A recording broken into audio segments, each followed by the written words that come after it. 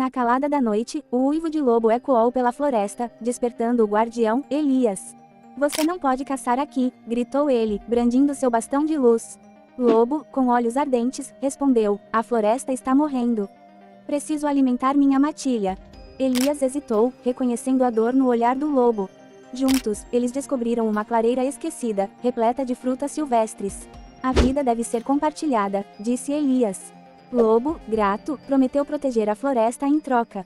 Assim, o guardião e o lobo tornaram-se aliados, restaurando o equilíbrio entre humanos e criaturas, salvando a floresta de um destino sombrio.